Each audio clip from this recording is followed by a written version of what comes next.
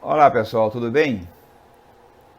Vamos conversar mais uma vez sobre a questão da obturação e, particularmente, sobre a questão do surplus, um procedimento que tem sido muito comentado e muito disseminado. Mas dessa vez, nós não vamos ver um caso só, nós vamos ver dois casos. Vamos ver isso porque a ideia é que eu possa dividir esse momento, essa discussão sobre esse tema em duas sessões, digamos assim, em duas consultas. Vamos fazer a primeira parte agora e no vídeo que virá na sequência nós vamos fazer a segunda parte. Vamos ver então os dois casos. Esse incisivo lateral está com polpa viva, mas também vai ser tratado e já aparecerá assim na próxima imagem. Mas o foco da nossa atenção é esse central com uma lesão preapical bem evidente, bem estabelecida. Aqui eu poderia dizer, determinando o comprimento de trabalho. E sim, em parte isso. Mas eu também estou querendo mostrar como em algumas situações eu faço também essa discreta ultrapassagem para que eu possa fazer a instrumentação do canal sementário. Talvez devêssemos, em determinado momento, em algum outro momento, falar um pouquinho sobre isso, sobre essa passagem, uma discreta ultrapassagem, mas vamos voltar ao caso em questão.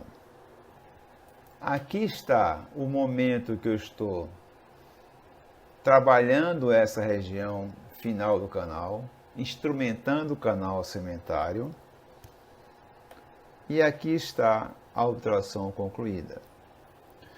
Observem que aqui houve extravasamento de material obturador. Isso não foi intencional, isso jamais foi intencional, não é e não será em nenhum momento intencional.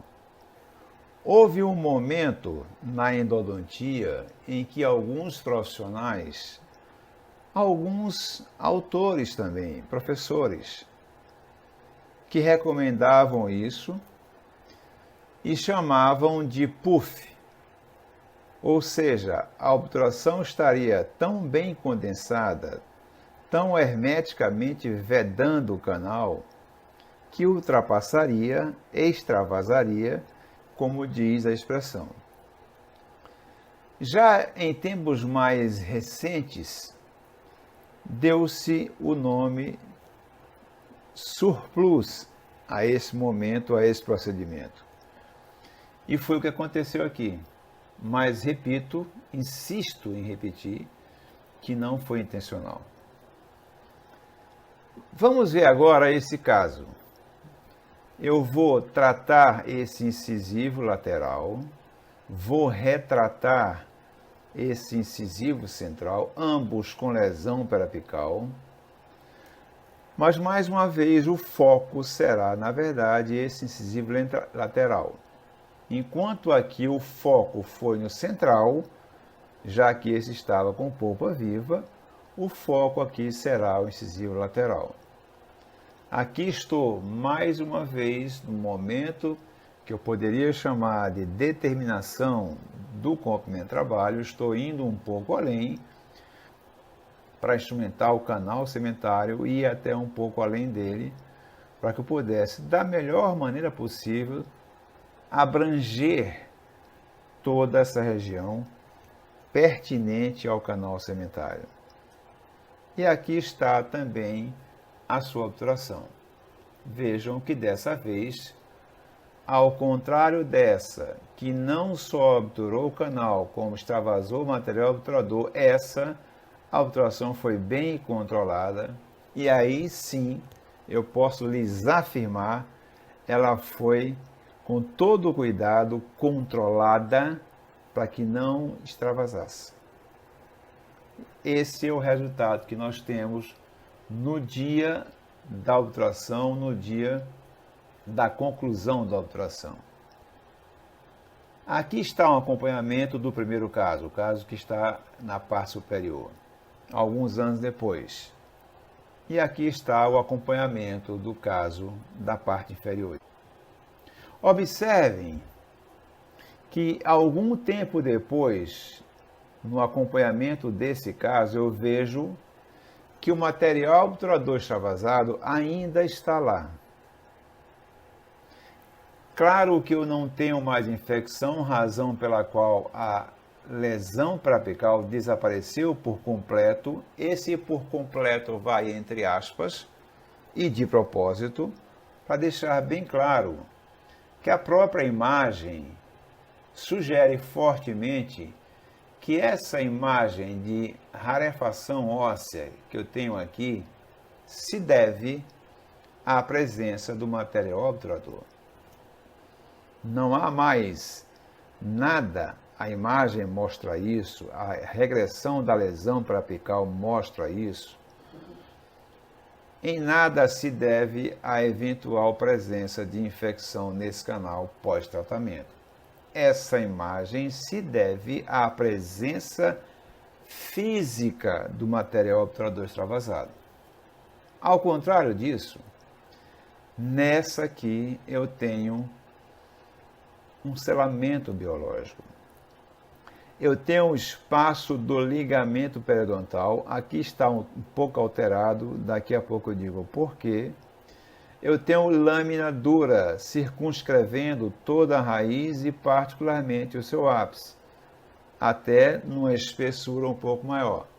Essa paciente tinha se submeteu à correção ortodôntica. Então, essa é a razão pela qual estaria nessas condições um pouco mais acentuadas, digamos assim.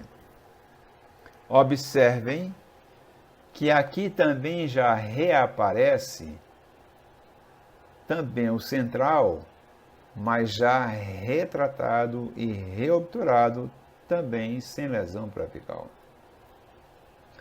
Então, desde já, eu chamo a atenção para esses dois limites. Esse canal permitiu que o limite fosse um pouco mais acima em termos de extensão, considerando ser um dente superior. Esse ficou um pouco mais aquém. Então vejam que no mesmo paciente eu determinei dois comprimentos, dois limites apicais de obturação diferentes. Se eu fizesse esse mesmo limite nesse canal como está aqui, haveria uma grande possibilidade, uma grande chance de extravasamento, como ocorreu aqui. E eu não quero, simplesmente não quero que isso ocorra nos meus pacientes. Isso pode ocorrer eventualmente, como ocorreu aqui, mas eu faço tudo para que isso não ocorra. E nesse caso, aqui o risco seria muito grande, diante da reabsorção flagrante dessa porção final do canal.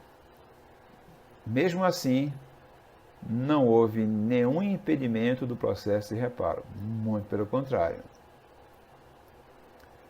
Aqui talvez tenha um detalhe importante. Os dois acompanhamentos foram feitos exatamente 5 anos depois. 5 anos depois, eu tenho esse nível de reparo, nesse caso onde houve extravasamento, onde, mesmo não intencionalmente, houve a formação de um surplus, e nesse caso, exatamente com o mesmo período de acompanhamento, 5 anos depois, eu tenho selamento biológico. O que isso significa? Ou o que isso pode significar?